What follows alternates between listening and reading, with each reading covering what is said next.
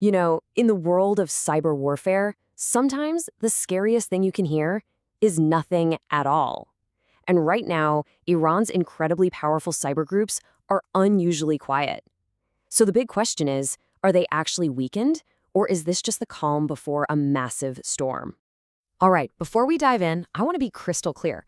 Everything we're about to cover comes directly from an incredible analysis by the cybersecurity experts at Team Shieldworks. We're essentially bringing their deep dive research to life here. So here's the puzzle that's got everyone talking. Geopolitical tensions are through the roof, right? But some of the most skilled, most aggressive state-sponsored hacking groups on the planet have just gone silent. It doesn't add up. So, what is really going on? Okay, to get to the bottom of this, we've got to bust a couple of myths that are flying around. Because the reality of the situation is way more interesting and honestly a lot more concerning. So, myth number one is that their whole command structure just fell apart. You know, the internet goes down, so the hackers can't get their orders. But that's just not how these guys operate. The truth is, they use what's called a Mosaic model.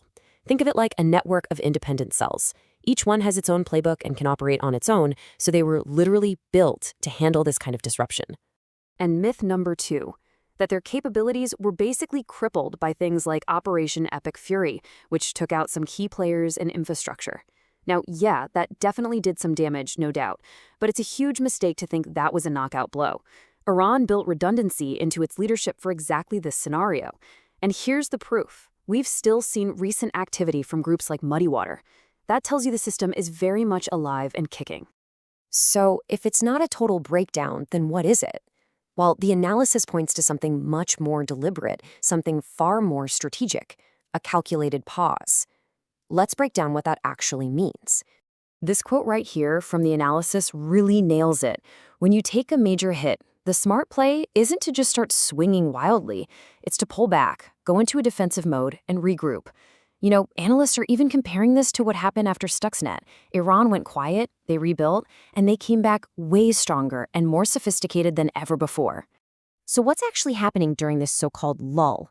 Well, it's anything but quiet behind the scenes. They are working like crazy right now. They're figuring out what tools and access points got burned. They're shoring up the infrastructure that survived. And most importantly, they're busy planning their next big campaigns and handing out new assignments to replace the leaders who were taken out. And just to be clear, we're not talking about one single group. This is a whole ecosystem. You can see some of the big names here, groups like APT-33, APT-34, and APT-35. They're sponsored by major players like the IRGC, that's Iran's Islamic Revolutionary Guard Corps, and the MOIS, the Ministry of Intelligence. And while some of them have definitely scaled back, plenty are still active, still probing, still getting ready for the next phase. They haven't vanished, they've just changed their posture. Okay, this brings us to what's probably the most critical part of this whole thing. This quiet, it isn't going to last. We've seen this playbook before. They recover, they adapt, and they come back. So what should we be bracing for? The forecast breaks down into a few phases. Right now, in the next now to 4 weeks, expect a lot of noise. Hacktivists, DDoS attacks, stuff like that. Then, from 1 to 3 months, as things stabilize, we'll see the return of structured, advanced, persistent threat, or APT campaigns. Maybe even some destructive wiper malware. Then we hit the 3 to 9 months window. That's when we could see a full-blown return targeting Western critical infrastructure, especially industrial control systems and operational technology, your ICS/OT systems. And then, beyond 9 months, expect a completely rebuilt, more resilient force launching even more complex attacks. So what's the bottom line in all this? It's simple. This quiet period is not a vacation for defenders. It is a critical and very limited window of opportunity to get your house in order. Because that clock, it is ticking. So for the immediate future, the next 30 days, the advice is pretty direct. 1, start actively threat hunting for known Iranian indicators of compromise. You have to assume they're already in your network. 2, audit everything you have that's facing the internet and patch it, like yesterday.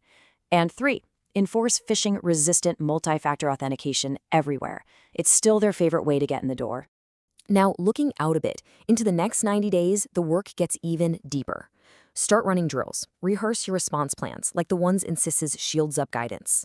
You need to put controls in place to mitigate adversary in the middle, or AITM attacks. That's another go-to for them. And if you're in an industrial space, for God's sake, segment your ICS OT networks and get rid of those default passwords.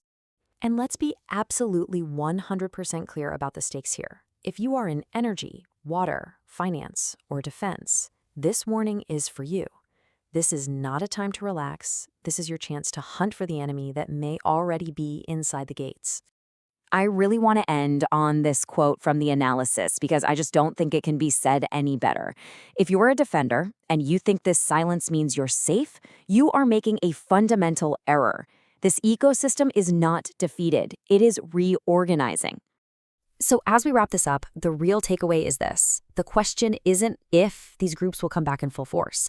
It's really just a question of when. And maybe more importantly, how prepared are you going to be when they do? Hey, if you found this breakdown useful, hitting that like button and subscribing really is a huge help for us to keep making more of these. Thanks so much for watching.